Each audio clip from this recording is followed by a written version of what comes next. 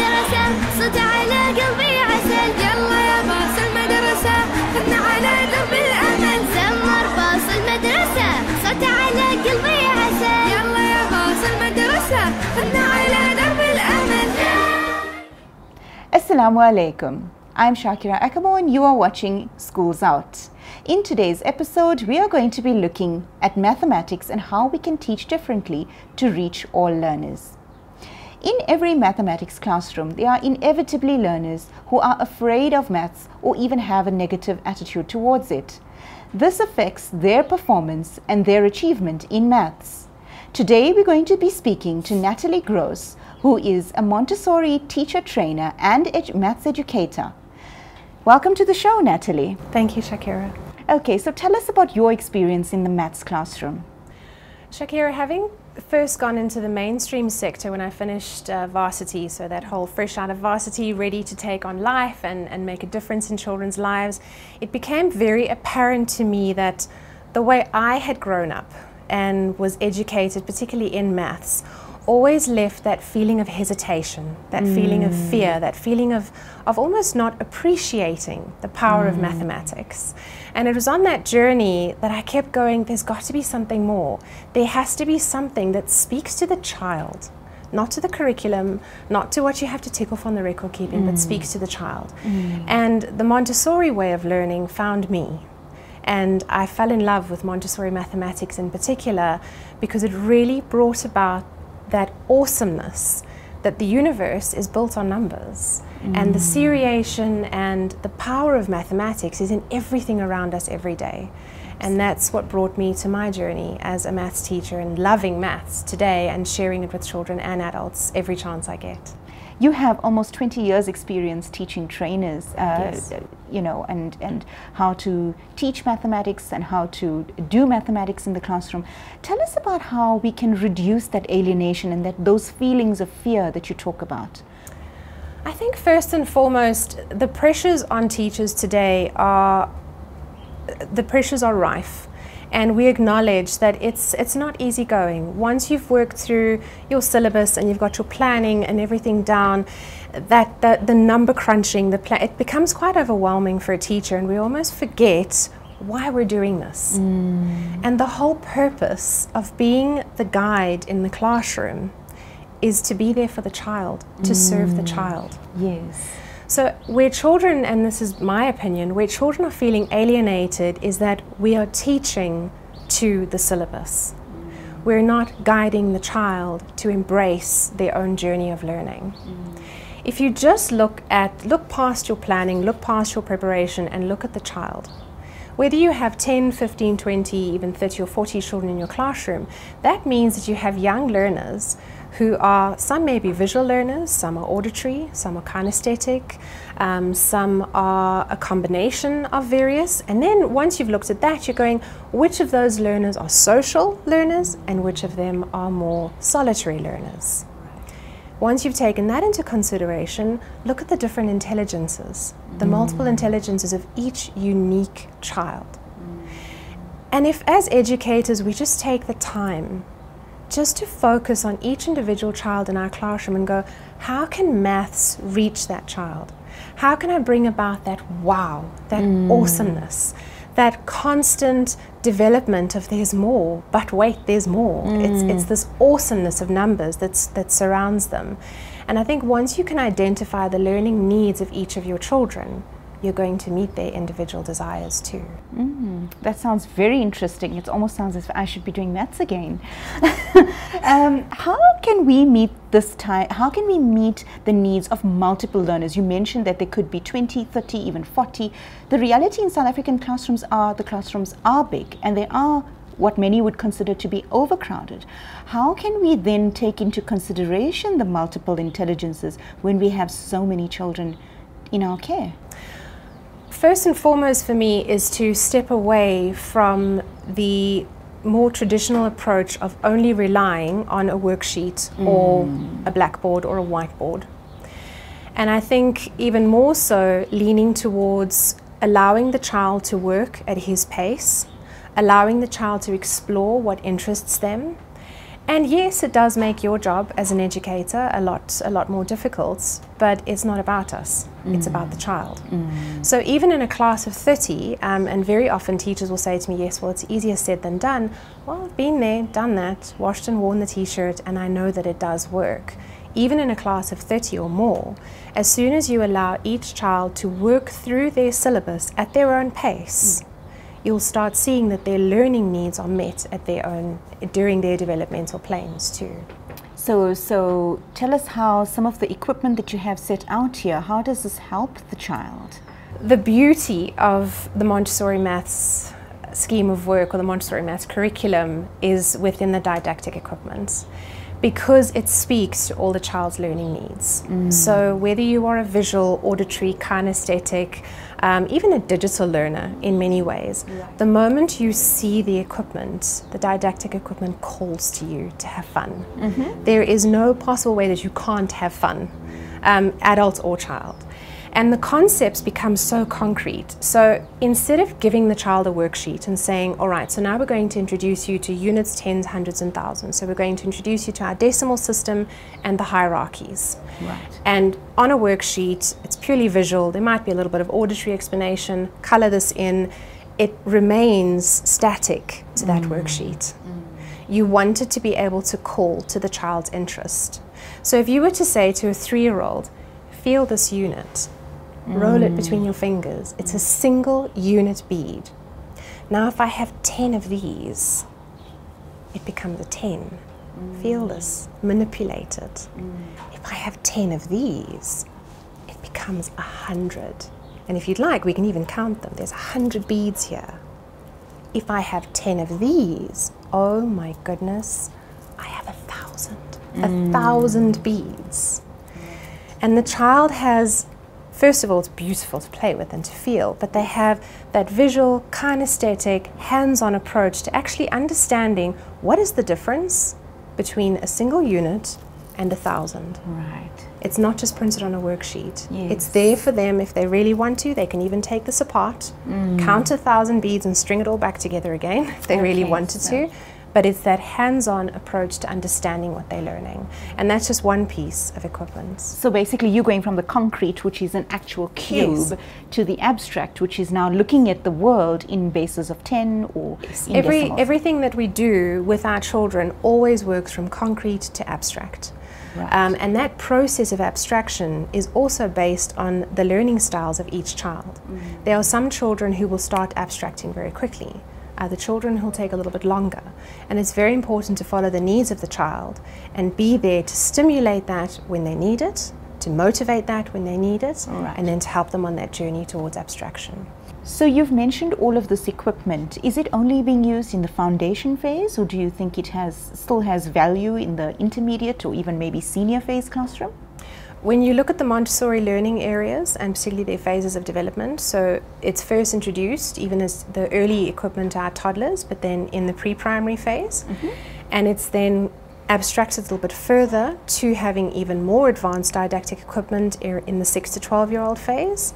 But once the child reaches their middle school phase, which is basically your 13-year-olds onwards, that's when the child automatically starts to abstract and moves away from the didactic equipment.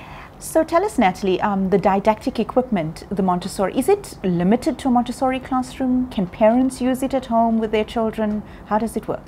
Definitely not limited to the classroom, not even limited to a Montessori school as such. You do need knowledge of and understanding of the presentations that go with the equipment. But it is so user-friendly to both adults and children that whether you are homeschooling your children, whether they attend a Montessori school, or whether you're a mainstream school that wants to incorporate Montessori mathematics approaches in your school, it is universal and friendly across the board. And it speaks to all children and to all adults. The equipment, can you make them, or must you purchase them, or how does it work? Setting up a Montessori school and even a training center, there are various Montessori suppliers in and around Southern Africa that supply the Montessori equipment.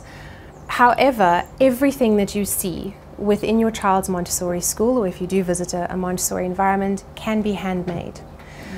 whether it's printable equipment, whether it's actually making the beads yourselves, whether it's coming across different ways and means of developing the equipment. All the concepts and the methods that we use in introducing maths to the child can all be handmade. The didactic equipment itself is not limited to having to be bought.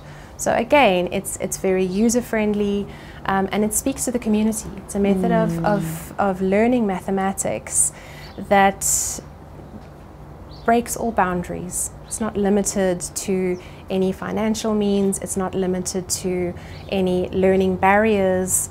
Montessori mathematics speaks to the child in a very unique way that meets their individual needs during their developmental planes. Thank you. Thank you so much, Natalie, for telling us and giving us this insight on how Montessori mathematics works. And thank you very much for allowing me the opportunity to share this all with you today. It's a pleasure.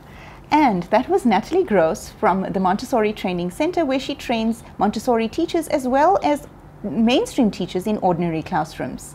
Our next guest is going to show us an even more interesting way to do mathematics. Stay tuned. Time for a break now. سمر باص المدرسة صوت على قلبي عسل يلا يا باص المدرسة سمر باص المدرسة صوت على قلبي عسل يلا يا باص المدرسة. Welcome back to Schools Out. Now we're chatting to Mr. Kurt Minar, who is a maths teacher with a difference. Mr. Minar teaches maths through dance and movement and rap. He's going to tell us more about his methods.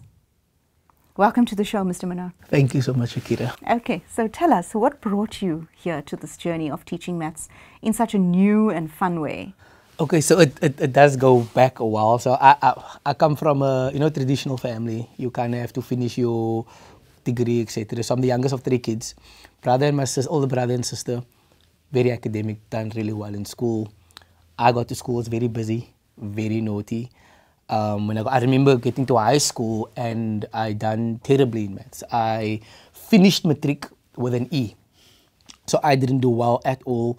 And maths is something I wanted to avoid all the time. I remember writing tests and I got 0 out of 10 for a test. My friends would get 1 out of 10 and we'd laugh at the kid that got 1 because it was just not a thing for us. Thereafter I ended up going to Tigerberg College. Studied sports, but I didn't want to do that. So 6 months after that, I dropped out or left. Then I went to UWC to go study a BCom. 6 months thereafter, I actually dropped out. I had 4 subjects, I remember, and I failed 3 of the 4 subjects. And I just left it. Then I got to a space, just like, okay, I need to sort this whole life thing out. Then I went to go study TV presenting and drama at Hamlin campus. It was a 1-year diploma. And I finished that, and then I pursued a B.Ed in teaching at CPUT. So a lot of my mother, my father, a lot of my aunts, teachers. They are all, a lot of them are teachers. And then I ended up choosing EMS, maths, and IT. Those are my 3 subjects. I have no idea why I chose maths. I'm not going to lie to you, because getting that E and now choosing maths, and I didn't even know how I got in, but somehow I got in. After the first year, we had to choose 2 majors. I decided to drop IT because I didn't enjoy programming. It just wasn't my thing. I was too busy. And then I was forced to keep maths and EMS or business. In that time, my math marks started improving. And I clearly remember going like, but I don't understand this. Yes, how? Why is this happening? Then I started questioning, was it me? Was it the school that I attended? Was it the way in which I was taught? Am I maybe more mature now? What are the factors that is bringing about this change? 4 years ago down the line, and I finish my degree and I start teaching. End up at the X-Model C school in Kraaifontein. And I think, at that point I was a teacher, but I just had to go back a bit. So after matric, I also started getting involved in 2004 I started getting involved in hip-hop dancing. And this is where I started learning hip-hop dance. I got invested in the hip-hop culture. I learned about creativity, because you had to when you battle, you have to bring something new. I couldn't do the same moves over and over and over. I started traveling, became part of a dance crew, release crew, and we became the first crew from Africa to place top 10 in the world hip-hop dance champs. That's happening in Las Vegas now. Quite a big comp in the hip-hop scene, I'd say. So all that's happening, and I get to meet all the top DJs like DJ Ready D and Azul, and I get to see the graffiti artists. And I think that just shaped my thinking. A lot of my friends are creators. So now I'm going to go, so all this happening at the same, so what happened was my creative development and my teaching was running parallel. But I saw it as separate, I guess, at that stage. So I started teaching, and it became very evident from the first year that my teaching qualification wasn't enough to keep me going in the school to teach the kids. The kids were failing. It was almost like a norm. I remember hearing the staff room, because I thought June exam was like, oh, I felt like a bad teacher because the kids were doing poorly. They were fruit, man. They were just like whack. And I remember speaking about it, and I remember one of the teachers telling me, no, that's fine, that's the norm. That's the marks that the kids get. And I was like, oh, okay, so it's just how it is. And I remember battling with that. Just like, is that just how it is? Because it shouldn't be like that. So years go down the line, I become the teacher I despised. Because when I walked in, I was like, I'm going to be that teacher, man. I'm going to be that quiet teacher, excited, teaching a different way. And I'm not going to teach like a lot of the other teachers, talk and standing by the board and they're just boring. Soon I became that teacher. I was shouting at the kids. I was not swearing, but I was saying things. I was negative. A few years ago, and I was just like, you know what? Why did I start teaching? Let's change the game. And we've messed with some creative development maths tools already, my wife and I, Janine. But it just didn't take off. And then we decided, okay, let's just do it differently. Let's bring this hip-hop world and the creative world to the teaching and learning world. Let's bring those two together, because I love the energy in the hip-hop space, for example, and in creative spaces, the energy, just how art and certain pieces would hold the attention.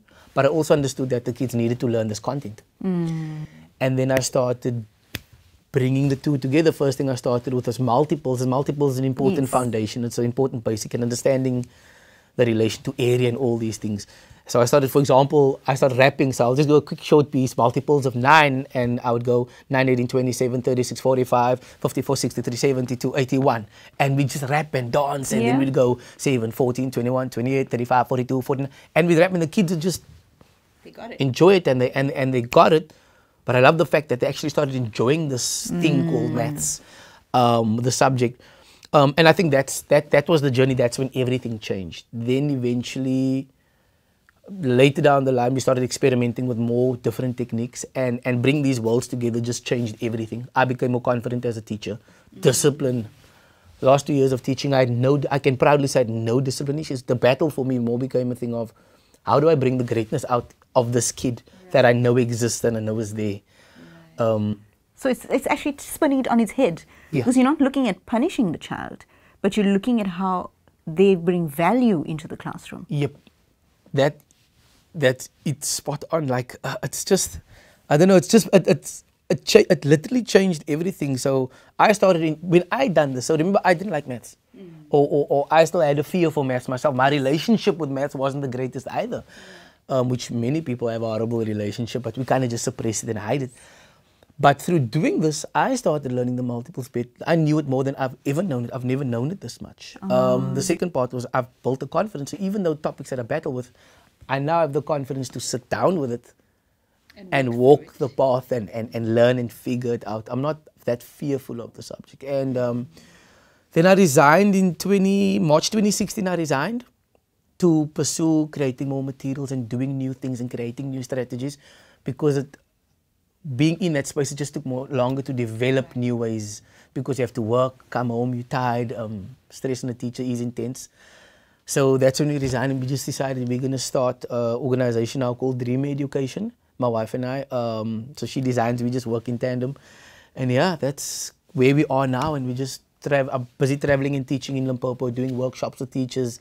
I'm in school, my own program, where we teach in front of we teach the class with the teacher present so they can see. It's like hip-hop, we battle. It's not the thing of we battle, it's I want to show you, while you're present, that this works. I don't do a workshop and just walk away. I want you to see, here we go, this is how we do it. And that's kind of like a hip-hop thing, I'd say, where we battle in terms of our knowledge or whatever we have, and then we walk off with best friends. So it's kind of like, here I am. I'm going to show you who I am and how I do things, and you can decide whether you like it and look at the results yourself. Okay. And how has the learners' response been to this? Learners, it's been incredible. Number one, the kids are excited to come to my class. I clearly still remember kids running to class to be So that's the one. The kids just became more excited about the subject. A lot of kids generally just started improving, their marks improved. And not everybody's marks obviously improved because some kids were really, really struggling. But you could see they had this fight now, man. They had this thing of like, I want to try. I want to be present. Yes. I want to see if I can get this right. And that's important. I feel like we almost marketed the subject differently, so the kids loved it. And what also went to this method is the way I dressed. It's the fact that I loved the kids. I was there for the kids. I spent time with the kids. I'd have quotes on the board, so when the kids came in, yeah, so that's that part. Okay. And then from the parents and from the rest of the school, how did you find their response? I mean, a lot of people loved it. They wanted to know what I was doing, but a lot of them did not, for example, implement in their classes, which I'd have loved to see because I think that would have been great.